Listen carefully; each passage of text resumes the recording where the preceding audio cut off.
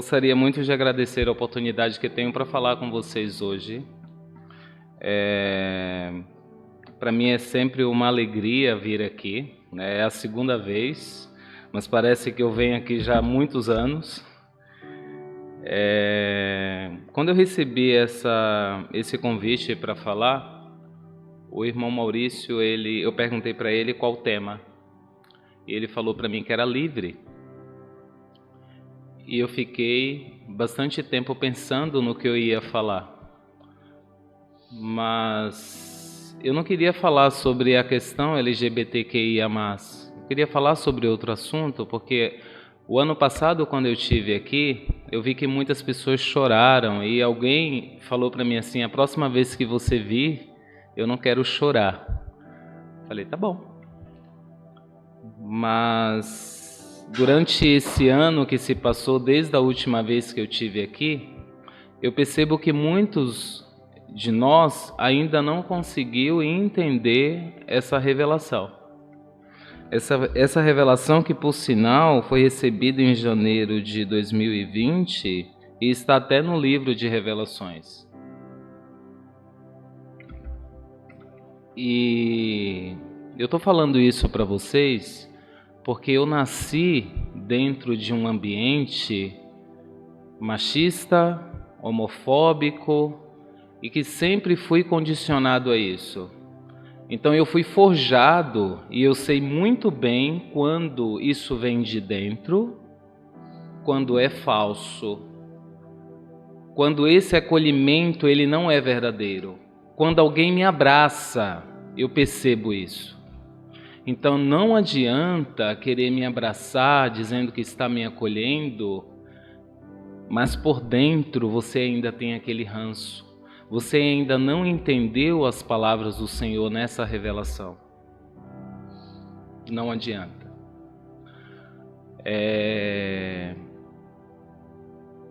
Existe uma escritura em Mateus, se eu não me engano, eu não sei se é capítulo 25 ou se é capítulo 27, mas lá está falando que naquele grande dia muitos dirão: Senhor, em teu nome expulsamos demônios, falamos novas línguas, profetizamos.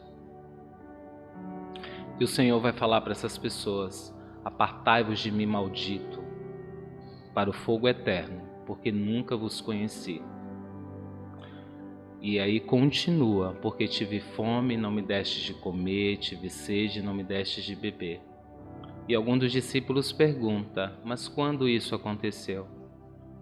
E aí ele fala: quando fizeste a um destes pequeninos irmãos, a mim o fizestes. Então, pessoal, sobre a comunidade LGBTQIA+, é acolhimento. E esse acolhimento ele tem que vir de dentro para fora. Eu entendo que a gente vem de um sistema que o machismo, a homofobia, ela está encarnada, ela está enraizada. Mas nesse segundo convite, nós fomos chamados para fazer a diferença. O Senhor, quando Ele chama um profeta, Ele não chama para fazer coisas velhas ou reforçar as coisas velhas. Vocês foram chamados para o novo. É o novo. Eu fui criado dentro de um sistema que não me aceitava e durante anos eu fiquei lá nessa situação. Anos. Hoje isso mudou. Mudou. O que nós precisamos entender é que durante anos, antes da revelação, eu continuei lá, porque eu amo o Senhor. Eu vou falar uma coisa para vocês, que eu sou negro e gay. E eu fui criado dentro de um sistema que essas chagas, elas eram muito maiores. Por quantas vezes eu ouvi dentro da igreja que eu era da família de Cão, que eu era da linhagem de Lamanitas. mas sempre como uma questão pejorativa, por eu ser negro. Imagina quando eu assumi gay. Eu acho que sofrimento na minha vida, acho que sempre foi pouco, né? Porque eu, além de ter nascido negro e ainda gay. Bom, eu gostaria de começar esse discurso com a parábola da mulher do fluxo de sangue. Essa parábola da mulher do fluxo de sangue tem muitas verdades lá que podemos aprender e será de benefício muito grande para nossas vidas. Mas eu gostaria apenas de citar 3. O primeiro é rejeição, o segundo é atitude e o terceiro é cura. A gente vai começar com rejeição. Pessoal, imagina uma mulher menstruando 12 anos dentro de uma comunidade judaica, onde quando esta mulher está no ciclo menstrual, era considerada imunda. Eu não sou mulher, mas eu acho que é uma semana o ciclo menstrual, geralmente. Uma semana. Mas imagina 12 anos. 12 anos essa mulher sendo rejeitada do convívio social. Quando eu estava lendo essa passagem, eu fiquei imaginando muitos de nós na pandemia, quando muitos reclamavam que a gente teve que fazer isolamento social. Mas imagina uma mulher 12 anos isolada de uma comunidade machista, retrógrada, naquela época. Então, o primeiro passo é rejeição. Em Marcos capítulo 5, versículo 25 e 26,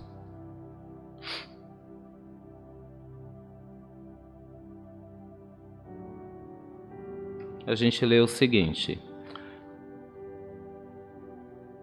E certa mulher que havia 12 anos tinha um fluxo de sangue e que havia padecido muito com muitos médicos e despendido tudo quanto tinha, nada lhe aproveitando isso, antes indo a pior. Então vocês percebem aqui que eram 12 anos que essa mulher havia sofrido com o fluxo de sangue, um ciclo menstrual que havia 12 anos. Ela realmente conhecia o que era rejeição, o que é ser rejeitado. A questão rejeição dentro de uma comunidade religiosa não é nova. Isso é bem antigo. Mas o que me machuca mais é que a gente foi chamado para fazer a diferença. A questão rejeição, gente, é do maligno. Nós somos chamados para fazer a diferença. E porque ainda assim a gente rejeita as pessoas. Cristo, ele veio para fazer a diferença.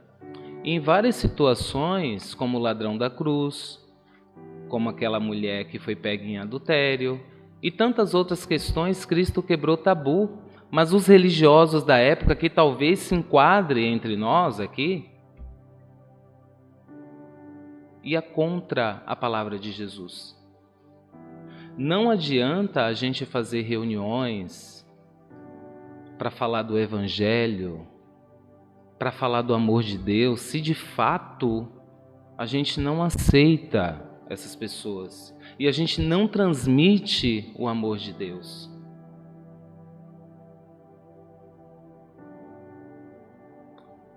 O segundo ponto é a atitude. Esse ponto para mim é mais importante. Por quê? Porque a gente, como cristãos, a gente sempre ouve falar de Jesus, a gente sempre ouve falar de revelações, de profecias. Eu estou em todos os grupos do projeto e às vezes eu vejo as pessoas comentando com entusiasmo, não, porque a revelação que o irmão Maurício recebeu, porque vai receber, porque ele vai falar, porque... O Senhor, Ele não quer saber disso. O Senhor quer saber da atitude após receber a revelação. Depois dessa revelação aqui sobre os homossexuais, sobre a comunidade LGBT, vocês já se perguntaram qual foi a sua atitude depois dessa revelação? É isso que o Senhor quer saber. Mas de fato, a gente quer apenas curiosidade. O profeta vai falar, ele vai revelar. Está todo mundo lá para escutar a revelação. E qual é a sua atitude? Em relação a essa mulher do fluxo de sangue, quando ela soube que Jesus ia passar, qual foi a atitude dela? Havia 12 anos que aquela mulher estava com fluxo de sangue. Ela pensou, se apenas eu tocar, serei salva. Essa é a atitude. Depois de você saber da revelação, é você agir. A palavra em si é morta, mas quem dá vida à palavra é a nossa atitude.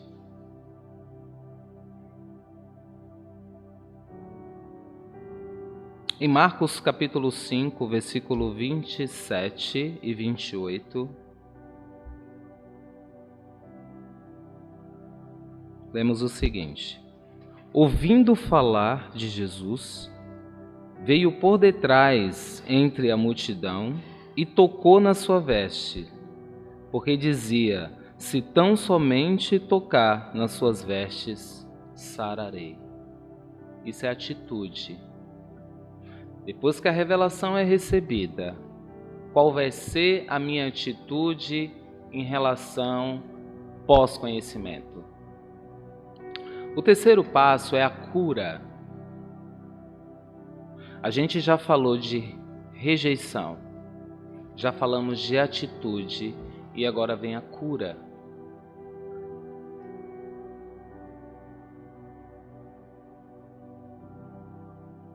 Ela acreditava que se ela tocasse, ela seria curada. Muitos de nós aqui hoje precisamos de algum tipo de cura. Cura de preconceitos, conhecimentos vazios, profecias falsas, fé na areia em vez de ser na rocha. Cada um de nós está aqui porque a gente precisa evoluir. E a gente precisa de uma cura, qualquer cura. Talvez a minha cura seja amar o próximo, seja acolher o próximo, seja mudar a minha vida no sentido fé. Enfim, cada um de nós aqui precisa de um tipo de cura. Mas no sentido da mulher do fluxo de sangue, ela precisava de uma outra cura. E ela acreditava piamente que ao saber que Jesus estava lá, e que se ela tocasse, apenas tocasse, ela seria curada.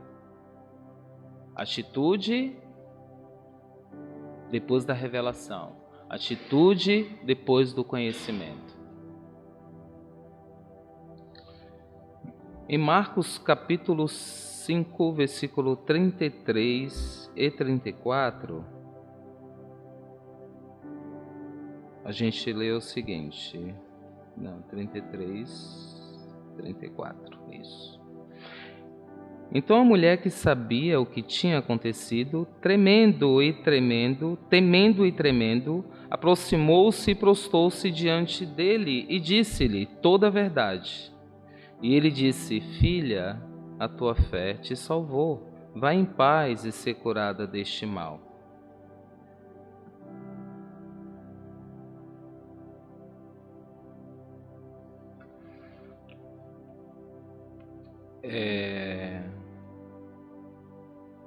Vocês perceberam, mesmo depois da revelação,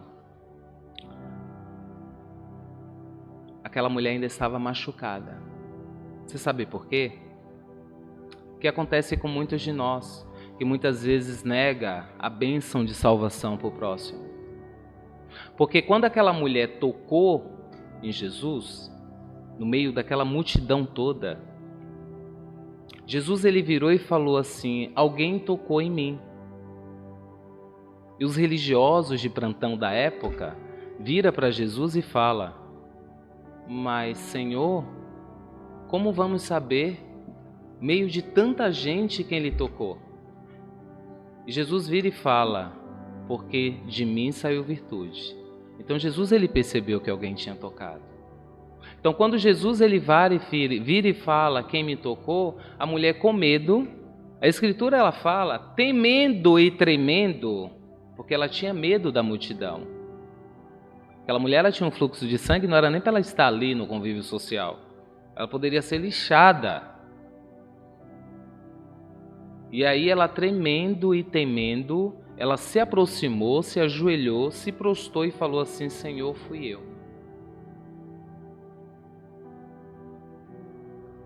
Aí eu te pergunto, a revelação para a comunidade LGBTQIA+, recebida em 2020, tá bom.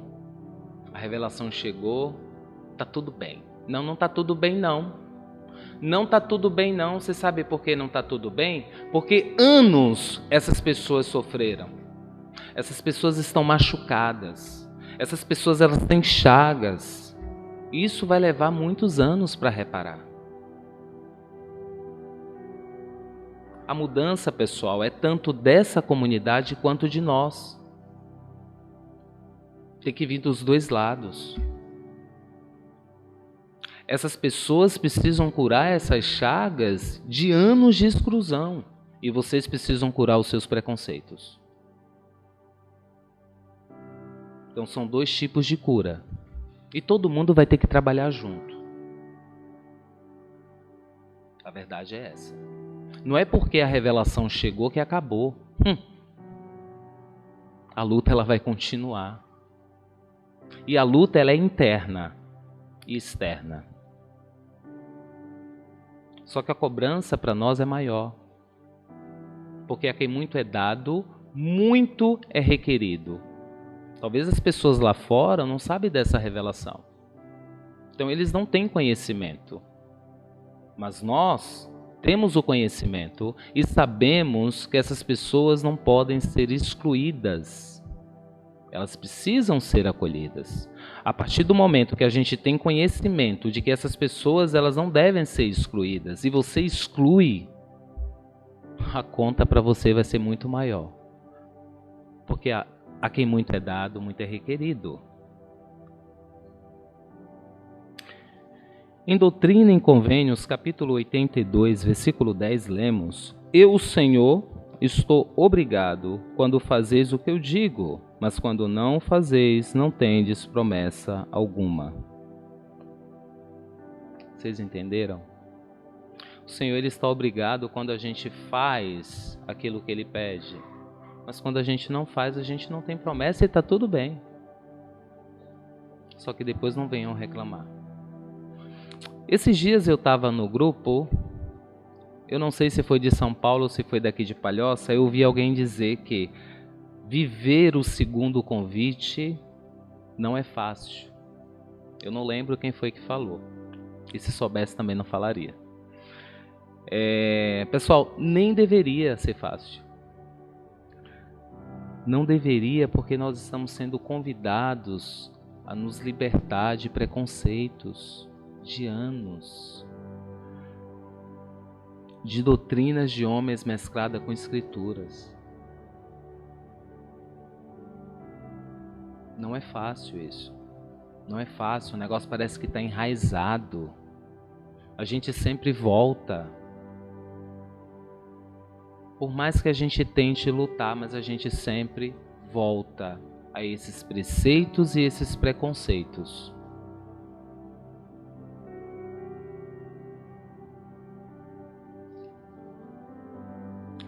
A palavra preconceito, ela quer dizer conceito antes, ou seja, quando há falta de conhecimento.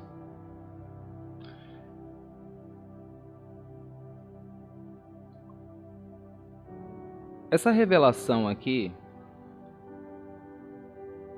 sobre a comunidade LGBT, que está no artigo 17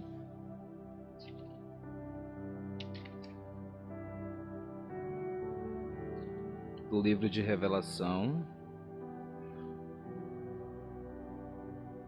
artigo 17, versículos 18, diz o seguinte: digo-vos a verdade, os rejeitados e excluídos estão entrando à vossa frente no reino de Deus.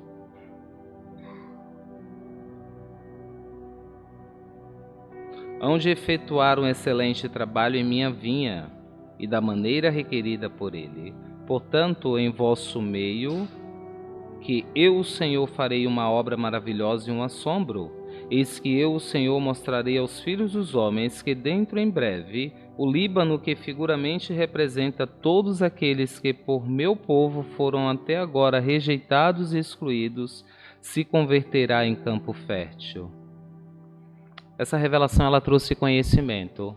A gente entendeu há pouco tempo aqui, eu falei que preconceito quer dizer conceito antes do conhecimento. Hoje nós temos conhecimento e essas pessoas não devem ser rejeitadas. Em João, capítulo 8, versículo 32, lemos: e conhecereis a verdade, e a verdade vos libertará. A única forma da gente se curar e se libertar dos nossos preconceitos é o conhecimento. É o conhecimento. Talvez algum de vocês aqui julguem a gente como um casal LGBTQIA+. Marca um café com a gente. Senta com a gente, vamos conversar. Vamos bater um papo. Vamos comer uma fatia de bolo. E vocês vão ver que somos um casal igual vocês. Nada difere. Essa vai ser a única forma de vocês curarem seus preconceitos. Vamos marcar uma feijoada lá em casa, né, Léo? Um domingo. Vamos passar um dia com a gente. Eu convido qualquer um de vocês. E vocês vão ver que somos iguais. E o mais importante, somos filhos de Deus. E isso vocês não podem negar. Não podem. Não podem. Nunca.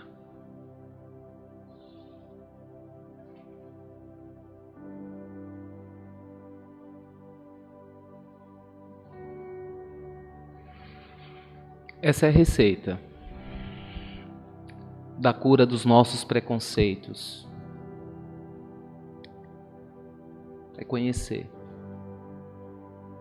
Acabamos de ver em João 8,32. Conhecereis a verdade vos libertará. Entendemos que preconceito quer dizer conceito antes. Então não julgue. Procure conhecer primeiro, antes de vocês tirarem qualquer conclusão.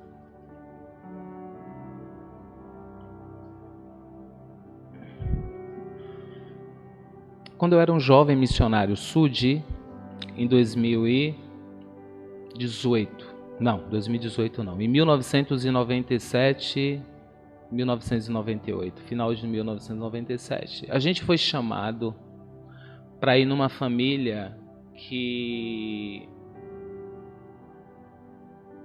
estava com dificuldade de ir à igreja, ou seja, elas precisavam ser reativadas, essa família. Isso lá no interior de São Paulo, se eu não me engano, um Salto de Pirapora. E aquela família, ela tinha um problema. Elas acreditavam que José Smith era um profeta de Deus,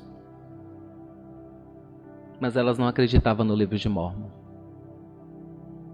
Quando eu vi aquilo, eu falei: meu Deus, como você acredita no profeta e não acredita na revelação? Isso pode acontecer. Isso tem acontecido. Nós aceitamos o profeta, mas quando a revelação vem, a gente não aceita, porque é dura. Porque a gente não consegue cumprir a revelação. Então a gente vem com essa fábula. Eu acredito no profeta, mas nessa revelação eu não acredito. Você sabe o que é que está acontecendo, pessoal? As pessoas estão achando que o evangelho é um balcão de supermercado, onde você escolhe qual verdade você vai levar para sua casa e pôr dentro da sua geladeira. Isso não existe. A verdade é uma só. Ou você aceita, ou você não aceita. E para concluir esse discurso, eu vou falar uma coisa para vocês sem medo de errar. A homossexualidade é uma bênção. Repito, a homossexualidade é uma bênção. E nós fomos forjados, nós fomos chamados para ensinar a toda a humanidade o que é amor. Há 2000 anos Jesus veio e falou: ame o próximo como a ti mesmo. Cada um de nós vemos à igreja aos domingos, aos sábados, enfim, na quarta, e a gente repete isso: ame o próximo a ti mesmo, como a ti mesmo. Mas a gente não faz. É da boca para fora. Eu sei que Jesus Cristo, Ele vive. Ele é meu Salvador. Eu sou muito grato por esse conhecimento. Eu peço a Deus todos os dias para que Ele continue me ajudando a continuar no caminho certo. Não é fácil. Quando eu encontro um irmãozinho que tem um preconceito, quando eu encontro um irmãozinho que não gosta de mim por causa da minha cor, por causa da minha preferência sexual, e às vezes um irmão de fé, não é fácil. Sabe aquela coisa que você tem que dar o outro lado? A vontade que me tem de dar o outro lado já com a mão fechada. Mas a gente tem que seguir o livro de Mórmon, né? E buscar os bons sentimentos. Então eu viro a cara, abro a mão e saio andando, porque é melhor nem chegar perto. Depois passa. Vamos atrás dos bons sentimentos. Eu sou muito grato pelo conhecimento do Evangelho, do primeiro convite, do segundo convite. Eu sou muito grato pela morte do Salvador e sua expiação. Esse é meu testemunho em nome de Jesus Cristo. Amém.